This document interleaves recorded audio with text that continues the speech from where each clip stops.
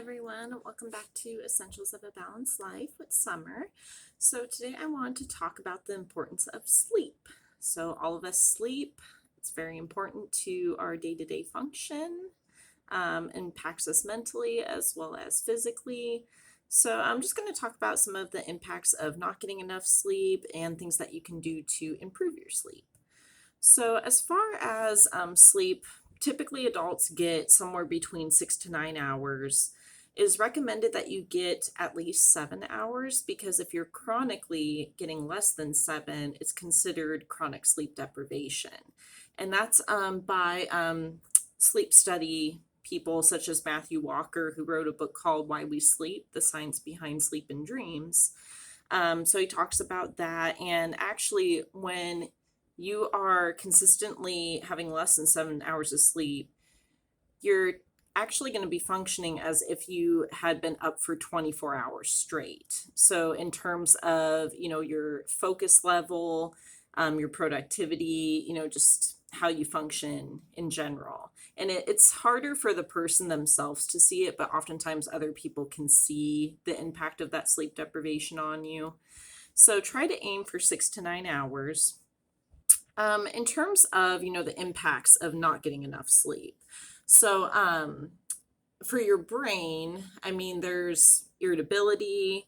You may not remember things as quick or at all. You may forget things that, you usually remember day to day. Your judgment tends to be impaired, tend to have an increase in stress just because your body's not fully rested and not recovered in that way.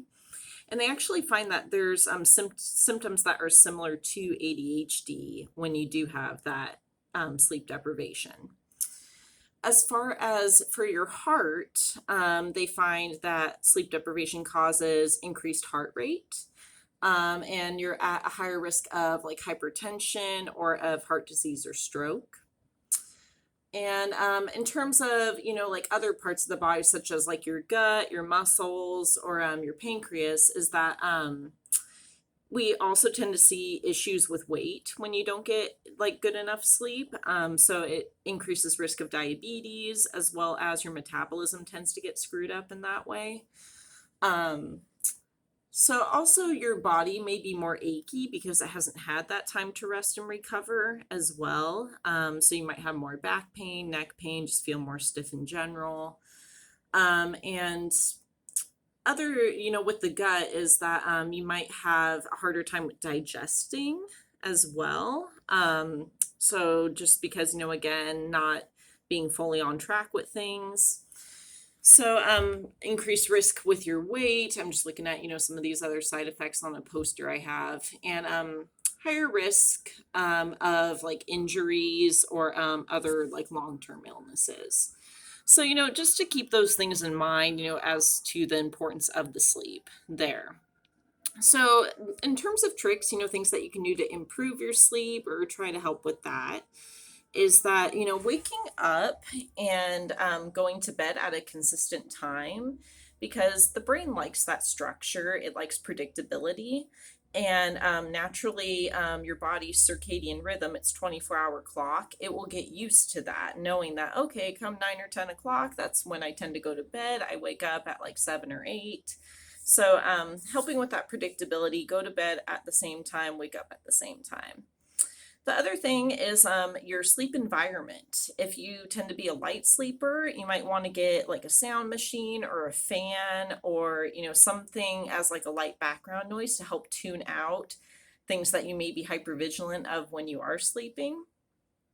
You might want to invest in some blackout curtains, blinds, things to help block out the light, because any kind of light is going to trick your brain into thinking that it's daytime. And so you need to have a dark environment to get that fully rested sleep. Also, in terms of lights, is that you may want to put on filters on your electronics for limiting that blue screen time. Some phones automatically have this in the settings, so that can also help, with your sleep cycle. So limiting exposure, not explosion, to blue light. So that's another thing that you can do. The other thing is there is like some sleep supplements. Some people take melatonin or tryptophan, L-theanine, because those all can help with increasing those natural hormones like melatonin in the system. It also helps with reducing stress as well.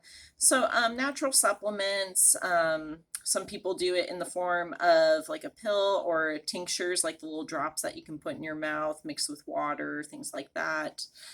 Um, the thing to know with any sleep medication, though, is that it's not meant to be a long-term thing. It's meant to be more short-term to get your body on a cycle and get used to developing that rhythm. Because the thing is you don't want to become reliant on the sleep medication and not be able to fall asleep naturally. And that's where sometimes, taking prescription sleep medication, if you're taking it day after day, or even taking more than what's recommended, then that can be problematic. So, the other thing is to limit like any kind of caffeine as well as alcohol in your system as well. So any kind of like substances, try to have a cutoff time, especially with caffeine. The thing with caffeine is that it has a half-life of 5 to 7 hours, meaning that half of it is still going to be in your system after that 5 to 7 hours. So you figure, okay, if it's, 3 p.m. and you're having a cup of coffee there, you can expect that come 10 p.m., you might still feel a little bit alert there just because you're still going to have some of that caffeine left over. So be aware of that, have cutoff times for that. It's okay to have it earlier in the day there, it might help with your productivity anyway and have more energy. The other thing is having a cool environment when you sleep. So, this is where a fan or air conditioner can help.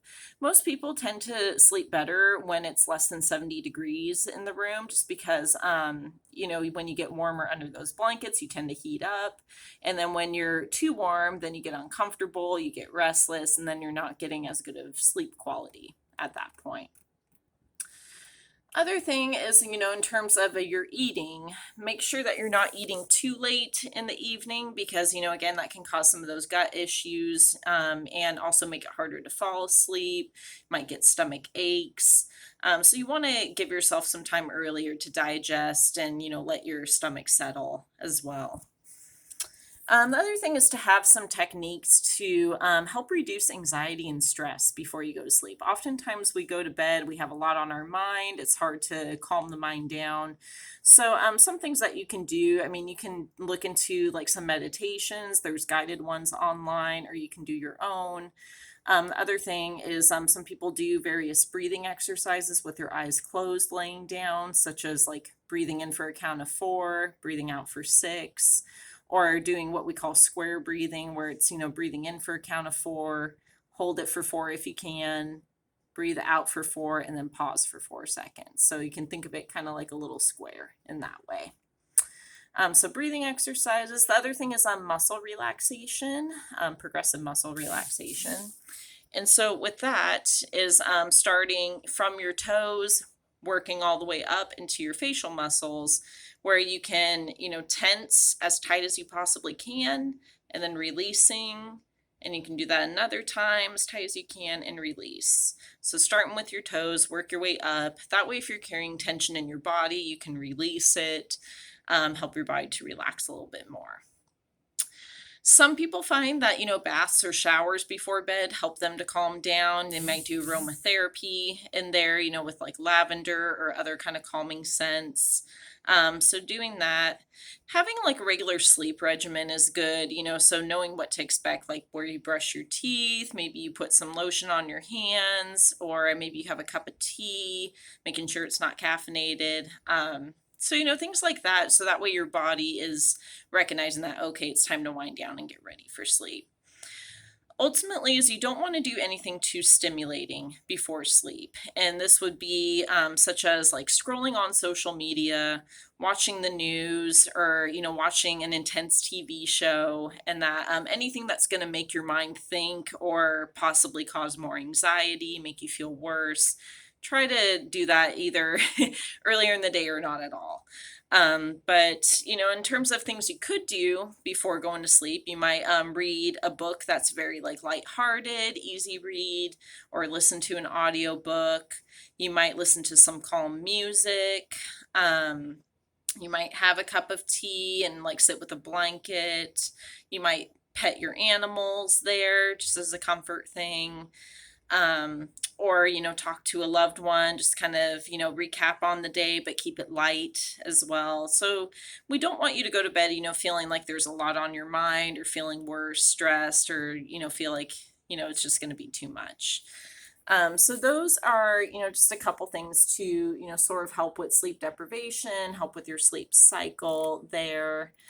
The other thing is, if you're noticing that you're not feeling rested after sleep, and particularly, in those that are more heavier set, we often find more sleep apnea as well. So you can always get a referral for like a sleep study just to rule that out, because if you do have sleep apnea, you're going to have that lack of oxygen to the brain and to the body, and that can cause that feeling really fatigued through the day.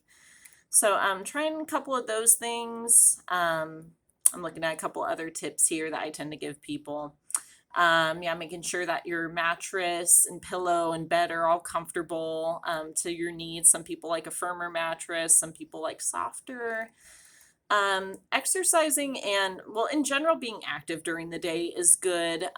So that way you're likely going to crash later. Sometimes we don't get to sleep on time just because we have so much pent up energy that we didn't use. Maybe we were more sedentary during the day. So make sure that you're being active, in different ways during the day. Don't drink any liquids before bed. So yeah, try to cut off at least like an hour, hour and a half before you go to sleep, so that way you're not up going to the bathroom all night as well. So those are some tips to help with sleep. Hope you find them helpful. If you have any other ideas on that, you can feel free to comment and let me know, and I will talk to you guys soon.